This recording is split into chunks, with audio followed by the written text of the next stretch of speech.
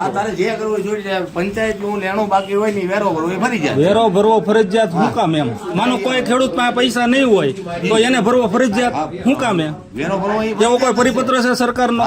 ક્યાં છે? તો ડીડીઓ પાસે આપો મને પરિપત્ર આપો. તમારે દેવો પડે કાકા. અમાર નો દેવો ડીડીઓ પાસે એમ ન હોય, ડીડીઓ પાસે ન હોય. ડીડીઓ પાસે હું ના જાઉં છું.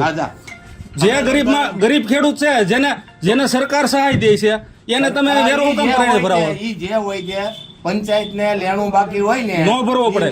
મને ખબર છે, હું જાણીને નો ભરવો પડે. હાલો કાગળ લેખી લેતા હો ડીડીઓ નો. કોની પાસે લાવું? ડીડીઓ નો કાગળ લેતા હો કે વેરો ભરવો એ ફરજિયાત નથી એટલે અમે નહીં લેવી દઉં. બસ કાંઈ વાત.